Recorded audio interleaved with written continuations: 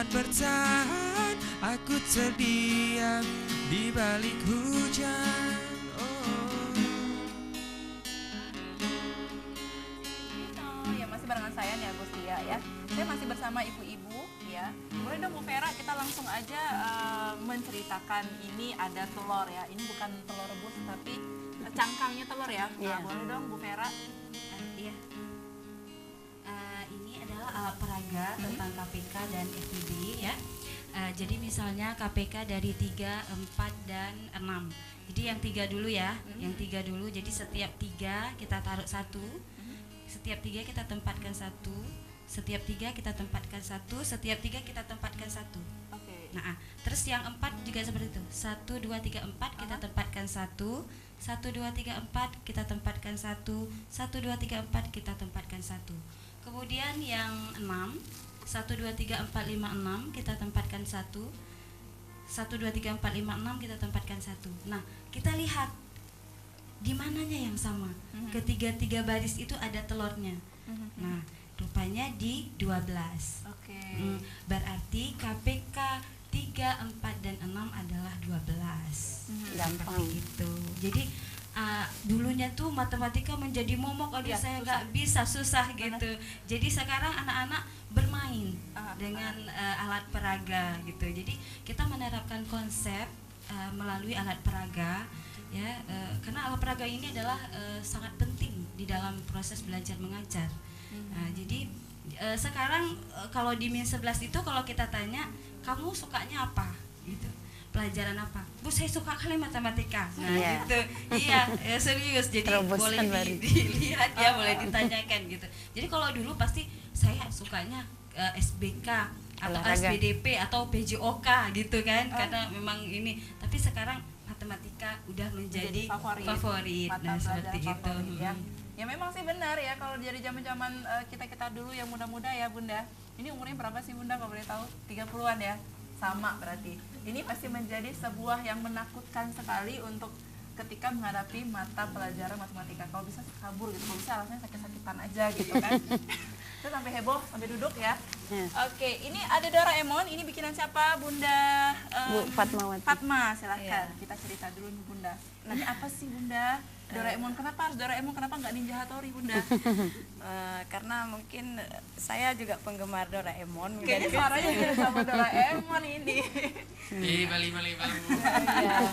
Gimana Bunda? Ini saya gunakan untuk pembelajaran IPS.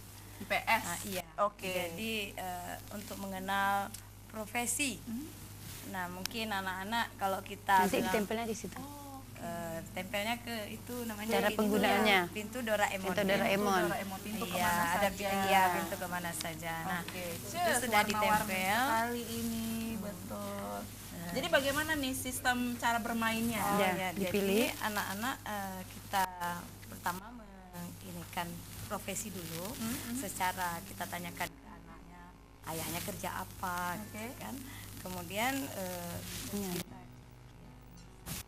kemudian nanti anak-anak mengambil salah satu ini, kemudian menginikan ke kawannya, memperagakan.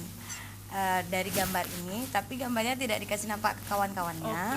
Dia memeragakan gambarnya tentang apa. Ditebak. Kemudian kawannya menebak. Kalau misalnya tebakannya betul, baru ditempelkan ke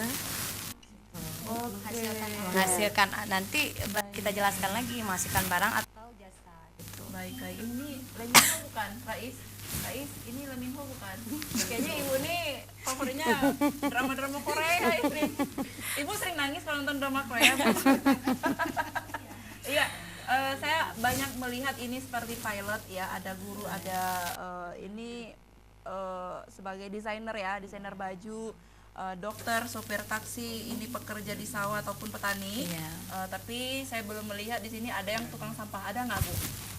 Kayaknya memang harus dimasukkan. Kenapa? Karena pekerjaan tukang sampah adalah pekerjaan mulia ya. Bayangin aja nih pemirsa, kalau nggak ada tukang sampah bakal bertebaran di mana-mana ya. Apalagi manusia. Kayaknya udah hilang. Hobinya nyampah masih ya.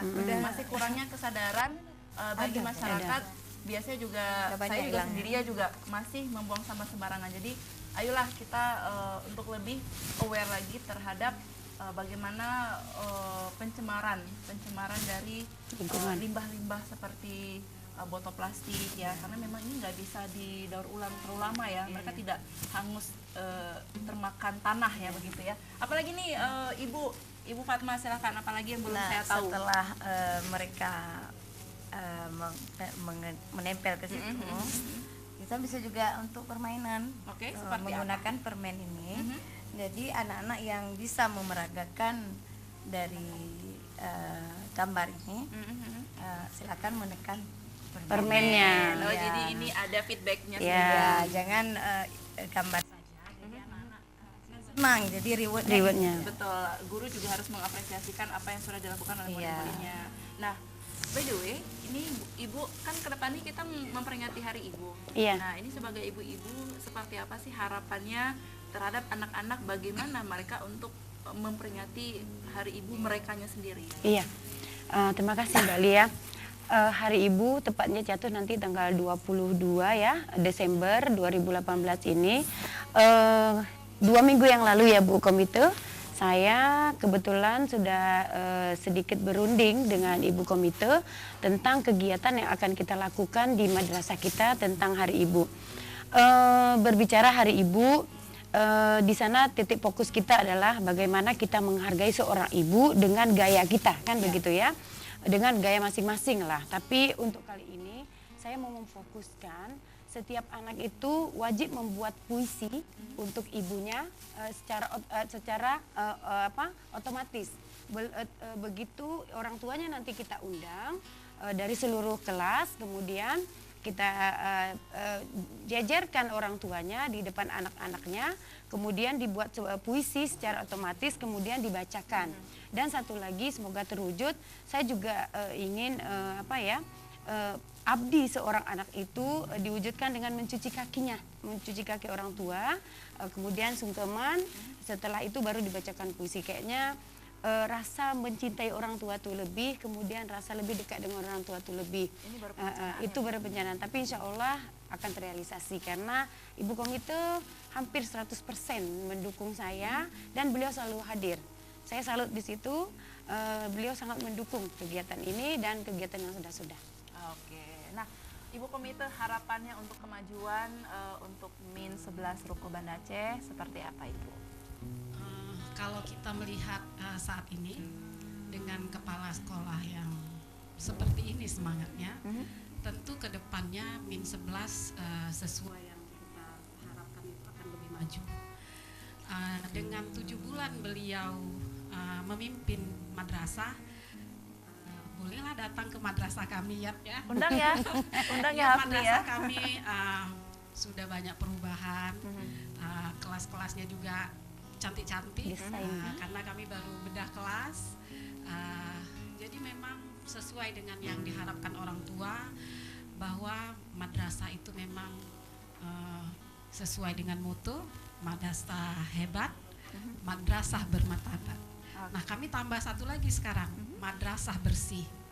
Jadi madrasah kami saat ini sampahnya mahal. Jadi memang itu program. Ya, supaya anak-anaknya juga sehat. Mudah-mudahan untuk tahun ajaran ke depan nanti kami jangan kewalahan lagi menerima siswa baru karena over. Saking favoritnya ya Ibu ya? Iya, saking favoritnya. Oke, Bu, ini segmen terakhir. Saya ingin tahu, mungkin bisa mewakilkan suara-suara dari guru-guru dan juga kepala sekolah, Ibu Komite. Ini tolong punya pesan khusus untuk anak-anak yang terkadang mereka lupa untuk cara menghargai orang tua mereka. Ini kita masih melihat sekali banyak ya miris cerita-cerita di mana anak yang ketika dinasihati oleh orang tuanya mereka tidak peduli. Di sekolah kan malah kabur, misalkan bolos dan segala macam. Seperti apa pesannya terhadap anak-anak muda? Yang pertama, pesan kami terhadap anak-anak adalah belajar yang baik. Itu harapan orang tua. Kemudian dengan mereka belajar dengan baik, tentunya harapan orang tua mereka ke depan jadi anak yang soleh, jadi anak yang punya masa depan yang baik, itu akan tercapai. Nah, semua itu akan bisa berjalan dengan baik dengan ada saling dukung antara orang tua, pihak madrasah juga dengan anak-anak. Jadi kalau hanya anak-anak yang kita harapkan untuk menjadi baik sementara orang tua juga tidak, itu tidak bisa. Tentu kerjasama ini yang sangat penting, saling membina kedua belah pihak. Oke, Bu Terima Vera kasih. terakhir. Harapannya seperti apa nih Bu Vera? Kemajuannya Kemajuan untuk ke depan. untuk anak-anak didiknya. Ya, sebagai guru saya hanya ingin siswa punya akhlak yang baik ya. Tentunya itu adalah modal sebenarnya dari kesuksesan, karena akhlak itu di atas daripada ilmu. Kalau menurut saya, jadi anak-anak semuanya berakhlak yang baik, kemudian ilmu itu akan tertransfer sendiri sebenarnya.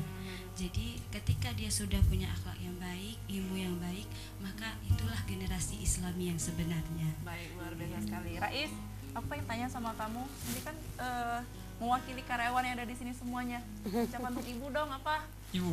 Ayo buruan. Bingung deh kalau disuruh untuk pacar cepet. Satu kata aja ya. Apa itu? I love you, Mama. Itu 3 kata. Oke, baik pemirsa, saya juga pengen ngucapin selamat Hari Ibu untuk Masih ibu lama saya. Hari Ibu, kan? Iya memang Kita ya. ucapin sekarang ya. Iya, karena nanti di tanggal 22 ya Iya, Ibu ya. 22 Desember. Kita nggak siaran. Enggak, oh iya. Ya, saya mau ngucapin ya selamat Hari Ibu untuk ibu saya yang sekarang sudah 2 tahun di atas tempat tidur ya karena sakit stroke sudah 2 tahun ya. Saya berharap suatu saat entah itu kapan bisa berjalan lagi dan mungkin kita kan sama-sama umroh Ma ya. Amin.